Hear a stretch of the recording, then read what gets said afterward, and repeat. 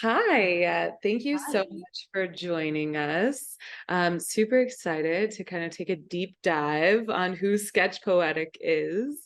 I would love if you can kind of just tell us a little bit more about your background. Is being an artist your full-time career, or would you say that this is more of like a passion of yours, a side project? Do you see them aligning? It's funny you asked that, Taylor. People ask me this question all the time because from outside looking in, it looks like I'm a full-time artist, but I'm not. I have a day job and have been in the tech digital consulting agency space for over 20 years. I Wow. wouldn't call it a side hustle, nor would I call it a just a passion. It's my purpose.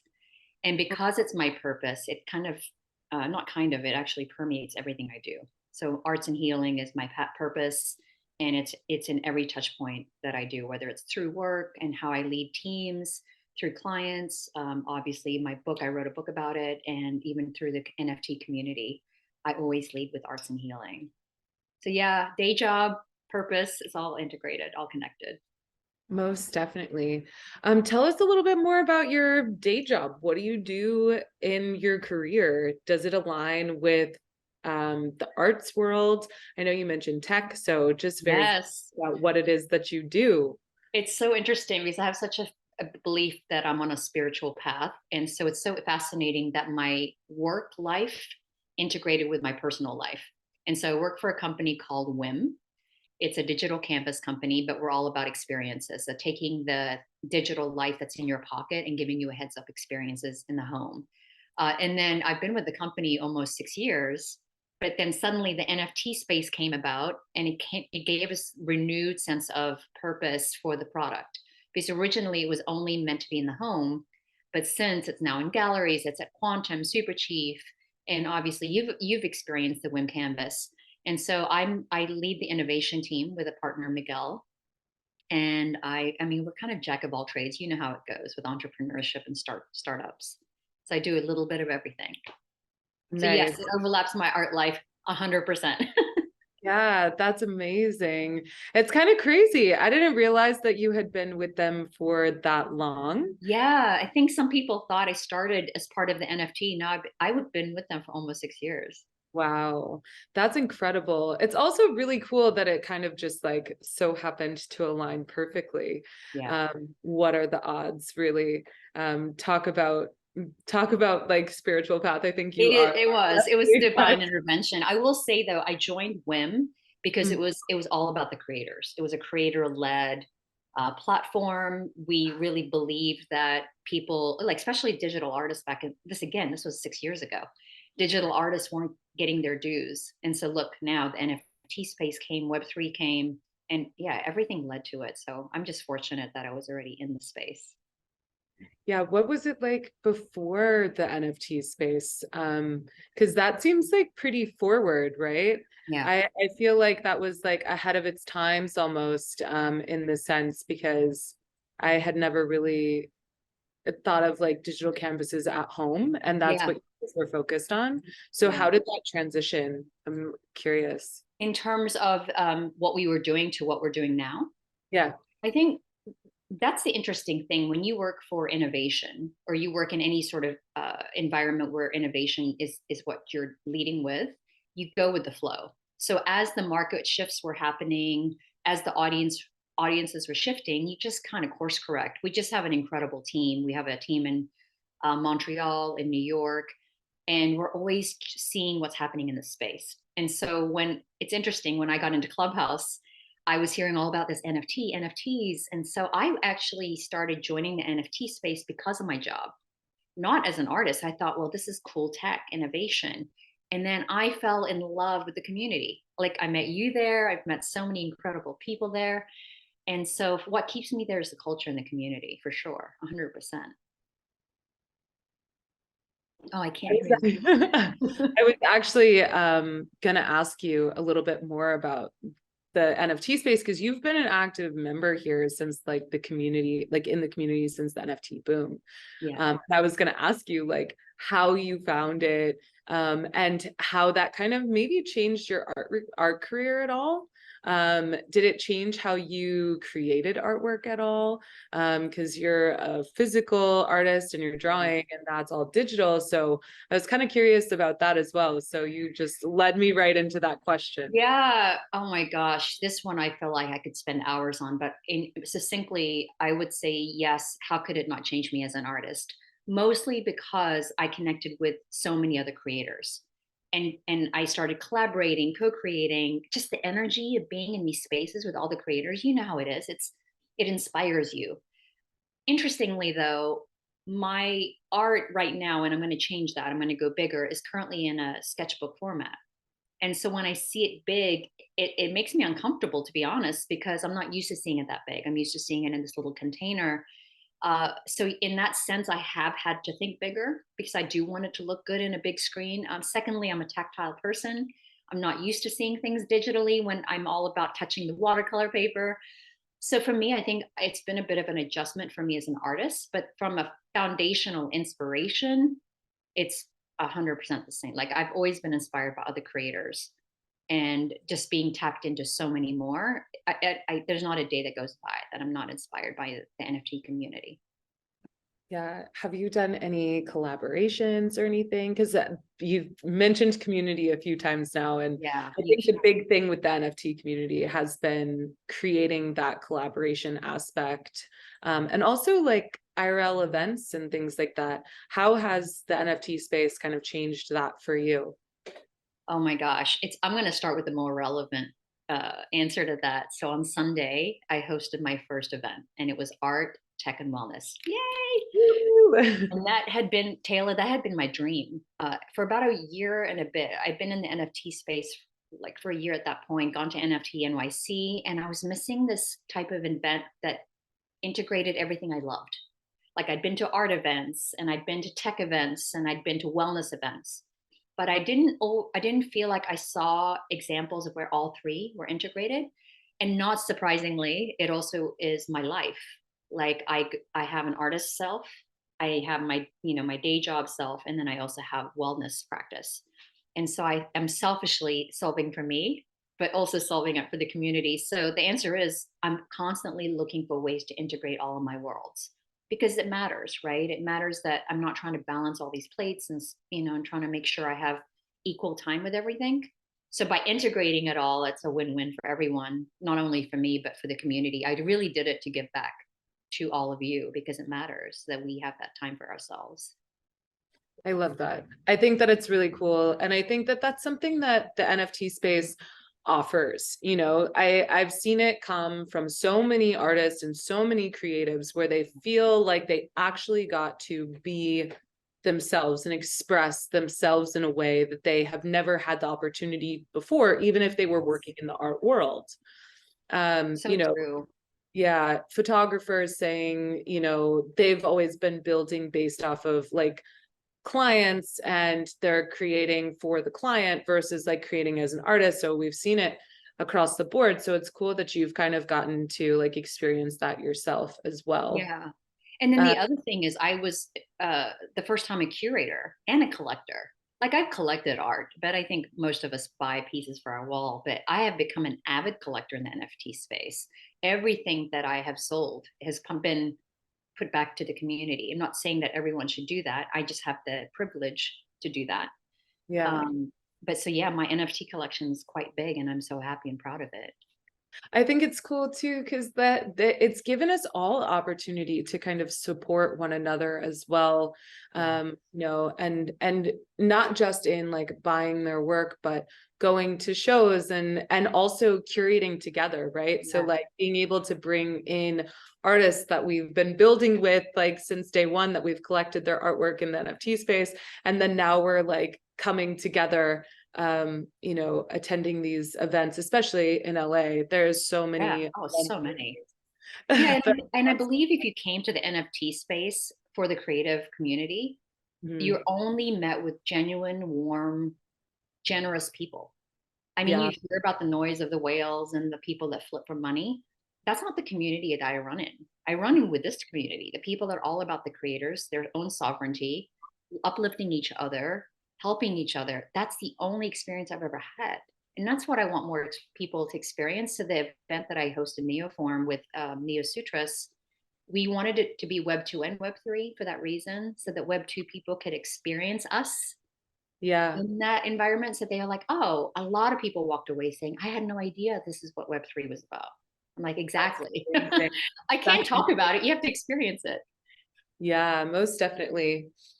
So on another note, because you're a collaboration of different types of artists, because you also have written a book, Sketch by Sketch, The Creative Path to Emotional Healing and Transformation. So I kind of want to tap into that too. What inspired you to write it?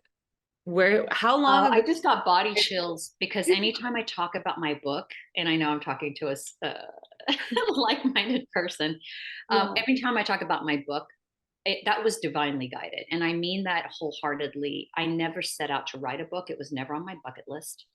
All I know is I made a commitment to sketch daily, and it transformed my life.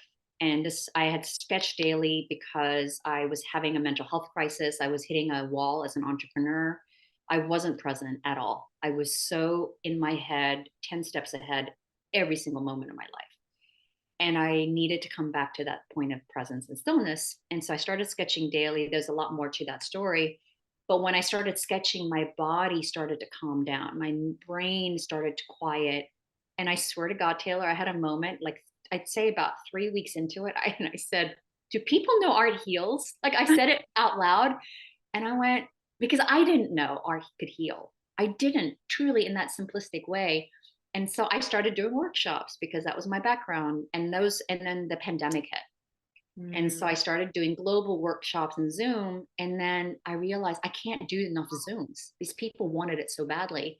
And that's how the book came to be. It was my way to scale what I was doing and to help others understand that this is a tool and that you could be intentional about art as a healing tool. Because a lot of people don't know that you can heal through art and art in all of its forms, like dancing, music, all of those things, spoken word. I'm an Yeah. advocate for all of it. I love that. I love that so much because I think a lot of artists, you see it in like the way that people express, Of right? course. Like, you see it. A lot of artists' styles will change based off of emotion and Yeah. things like that. So it's really cool to kind of push and get others to tap into that as a Yeah. healing source. I don't think that it's talked about enough by It's any means. not. And I want to comment on what you just said, Taylor. Art is intuitively a mode of self expression or some form of expression. That's not what I'm talking about. What I'm talking about is, did you know that when you create, pay attention to your breath? Did you know when you create, pay attention to how your body is tingling in different places or activated? It's actually for me, it was the body connection um, that was helping me heal because I had been disconnected and disassociated with my body for so long. And so it was really paying attention to how when I create, what was happening to my body. And then, of course, the spiritual part of that came through as well, because then you realize, oh, I'm a witness to all of it. So I become an observer. And then that's the whole Michael Singer book, The Surrender Experiment, talks about it. That's incredible. I really have never thought about it that way. And I think it's having that intention when you Exactly. go to create that can change drastically. It's like making me inspired. I'm like, Yeah. okay, Yeah. I think every time we have a conversation about like the healing aspect of what art did for you, I'm like, and you doing a sketch a day, I'm like, I need to start. It's been in my head a lot recently because if you want to be an artist and you're not creating every day, how are you ever going to get there, right? But at Mhm. the same time, like using that to heal is a beautiful concept. So it's like killing two birds with one stone. It really is. And my intention was very different than most artists. And I put artists in quotes because I didn't even call myself an artist till recently. I was actually very intentional. You had asked me an earlier question of how did it affect me as an artist to be in the NFT community. The NFT space was really the first place I started selling my art in a way outside of commissions. I did commissions in the physical world, I did murals, but I felt really I felt like I was in a safe environment to explore and Mm. to kind of test it out. Like truly just give it a go, try different platforms. I was on 3 different platforms. And I really liked the lack of pressure. Like I didn't feel like I had to find a gallery that would accept me. And there's all these like, artist barriers of feeling accepted as an artist. I never felt that in the NFT space. I just immediately felt accepted. Yeah, Like, I think I think the NFT space definitely does that for a lot of people. yeah, And it kind of, I think for a lot of artists, it opened them up to so many new opportunities, that you kind of overcome that hump of I'm not good enough because you started having these collaborations and other yeah, people that were interested in what you're doing and finding your group of creators. I feel like a lot of times, I know for myself, being a creative, I was like the only creative, like in my yeah, circle. It was like exactly. everyone came to me to be the creative, right? So is everyone always coming to me versus like having other people to bounce ideas off of or collaborate with? And like the NFT space really did create Yeah. that. Um, But I don't want to dismiss the mental health component, which is what I oh, led with. yeah. Because what you said, initially I felt really accepted. And then as the mass market started to come in, as the influencers started to come in, I didn't feel this. I definitely know as a person that held spaces that I heard it a lot from people, that it was triggering their mental health issues, and more importantly, the things that they were experiencing in the physical world being an artist, that started to come up again. So I do feel like as the Web3 evolved, the very things that we were battling in the physical world as an artist was starting to really bleed into the Web3 space. And it's still happening, but I think the fact that we're all supporting each other and being so open and vulnerable about it in such a big way, you don't feel alone in it. And I think that helps people. Most definitely. I think that it can be an issue still. It's inevitable and It is. it's human nature for us to feel that way in a sense. Yeah. So it's really about leaning into one another and what is your why? Are you here to make money or are you here for the Exactly. connections? Are you here to heal? What Yeah. is it that you're doing? What is your why for being here? Yeah. I do want to ask you a little bit about the collection that you recently launched with us. Yeah. Um, so yeah, super excited to have you as a remix artist and one of the first for that matter. The art that you used was actually repurposed and kind of given a second life by using the remix design tool. Um, Yes. what was the original inspiration and what made you choose this as your Remix Genesis collection? First of all, love Remix. I love the platform. It was so easy to use. So I will plug that because I'm a product person at heart. And the fact that it was so easy to use, I think that's important to mention. But I have always envisioned my art on fashion. And because of the word healing, the reality is when we think of fashion, we think of it as a form of expression. But we also, the duality and the darker side of it is it's also a form of armor. We can protect ourselves in many ways by projecting a certain identity.